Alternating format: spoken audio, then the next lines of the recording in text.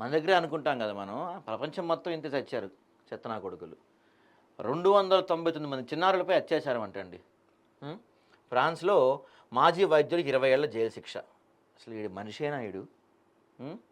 హాస్పిటల్‌లో చేరిన చిన్నారులపై అఘాయిత్యాలకు పాల్పడిన ఒక మాజీ శస్త్రచికిత్స వైద్యుడికి ఫ్రాన్స్‌లోని న్యాయస్థానం 20 ఏళ్ల కారాగార శిక్ష విధించింది. జియో లీ స్కార్నెక్ 74 ఏళ్ళంటండి వీడి వయసు. చెత్త నా కొడుకు. 74 ఏళ్ల వయసులో 299 మంది చిన్నారులపై అత్యాచారానికి పాల్పడ్డాడంట వీడు. లీ ఇప్పటికే మరో లైంగిక వేధింపుల కేసులో 15 ఏళ్ల జైలు శిక్ష అనుభవిస్తున్నాడు.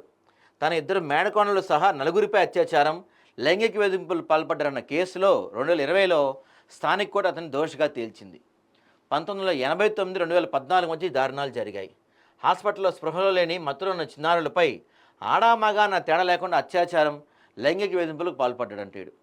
బాధితుల సగటు వయసు 11 ఏళ్ళు. వీరిలో 158 మంది అబ్బాయిలు, 141 మంది బాలికలు ఉన్నారంట. సొంత మనవరాలు సైతం ఈ వైద్యుడు వదిలిపెట్టలేదంటండి. ఎవరెవరిపై అఘాయిత్యాలు పాల్పడిందో ఆడు పుస్తకాలతో రాసుకున్నాడంట. విచారణకు అవే కీలకంగా నిలిచాయి. కేసు దర్యాప్తులో ఉన్న ఈ వైద్యుడి ఇంట్లో సుమారు 3 లక్షల ఫోటోలు, 650 వీడియోలు లభించాయంట. మనుషులు మృగాల్లా తయారవుతున్నారంటే ఇట్లాంటివన్నీ చూసాయి కదా.